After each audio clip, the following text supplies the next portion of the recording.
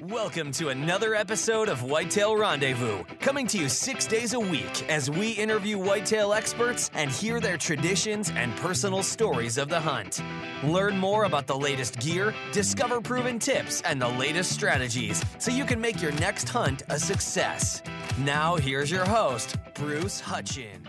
Whitetail Rendezvous is pleased to announce a partnership with GoHunt.com. Who's GoHunt.com? Well, if you're a DIY hunter, you need the information at GoHunt.com/insider.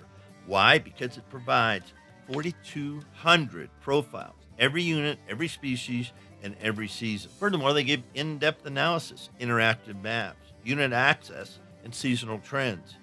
Draw odds are very important, and they give you the most accurate information in the business. All this is available when you go to GoHunt.com/insider. Make sure you use promo code WR when you join Insider. You'll get a $50 gift card for GoHunt.com Gear Shop. Remember, when you become a member of GoHunt.com/insider, you're going to get a $50 gift card to Go Hunt Gear Shop. What's in the gear shop? The best gear that you can buy for hunting the West. All in all, if you're hunting out West in 2018, GoHunt.com/insider is where you need to be to get all the research information. When you use promo code WR, Whitetail Rendezvous receives a small commission from GoHunt.com.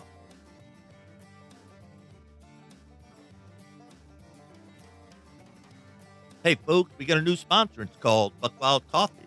What's so special about Buckwild Coffee? Well, a gazillion people go to Starbucks every day and drink coffee. Well, why shouldn't Buckwild Coffee offer you light, medium, or dark roast with free shipping? All you have to do is go to whitetailrendezvous.com, go to shop, and order your coffee, and I'll ship it out for free.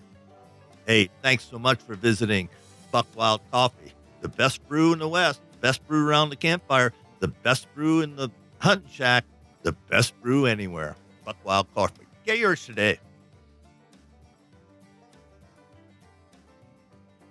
Hey, good afternoon, good evening, or good morning. Depends on where you are and where you're listening to Whitetail Rendezvous podcast. And we're with a special spring series for 2018. I've invited a couple of my close friends and business people that are in the outdoor industry and land management and food plots. And one of those guys that's been a partner all the way along this ride for Whitetail Rendezvous is John O'Brien, owner, operator, and chief seed planner at Grandpa Ray Outdoors. John, welcome to the show. Thanks for having me, Bruce, as always. Well, I appreciate it. And folks, a little bit about John. John's got over 20 years as an agronomist. So he isn't a box store food planner.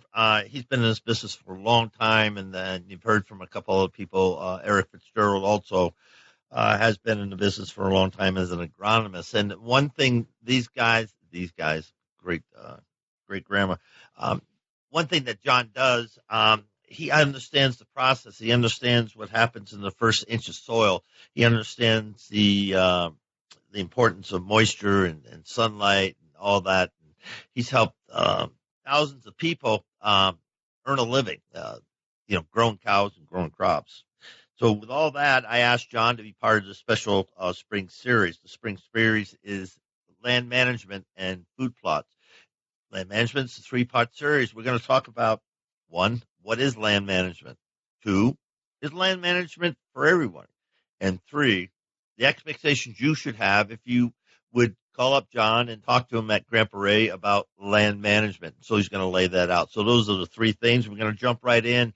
John, and what the heck is land management? First it was food plots. Now everybody's got a sign out saying, I'm a land manager. Help me out here, buddy. Yeah. The industry, you've been seeing a little bit of shift. You're going to continue to see a shift towards people spending money on consultants, land managers, trying to dial in your own particular wildlife program a little better. What is land management? That's a great question. Everybody would have a different interpretation. Everybody has a different expectation. Some people are also more focused on short term. And my little words that I want to throw at you and others out there is short-term planning is great, but long-term having a vision and trying to create a sustainable property, a sustainable program is the way to start. Short-term sacrifice sometimes in the short term, because I think all of us want to have not just instant success, short-term success. I think we want to enjoy the fruits of our labor for not just this year, but many years into the future.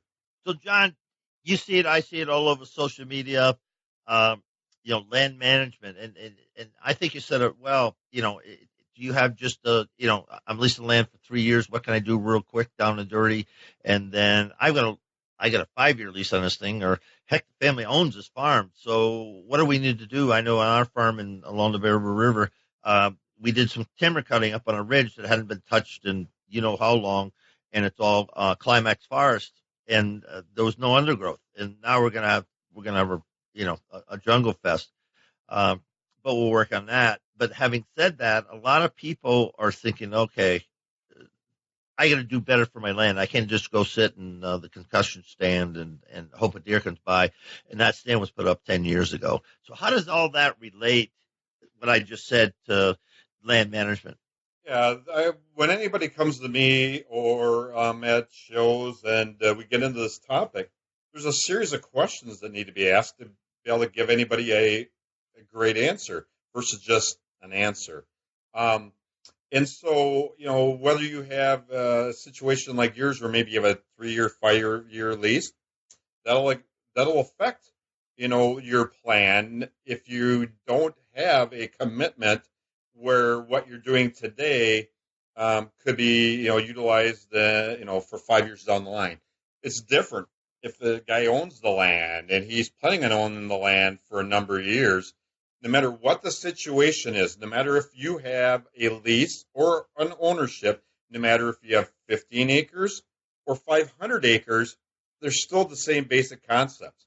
The first thing that I want to throw at people, though, is besides having a vision, besides having a plan, don't rush to start hacking trees.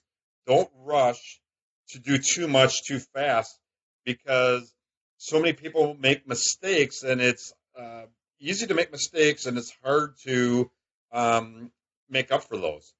So again, I will recommend people surrounding yourself with a good team of land managers. So for example, my focus and my specialty is soil, seed. There's guys that like Art Helen, that I believe you've actually interviewed a number of times. His specialty is timber stand improvement.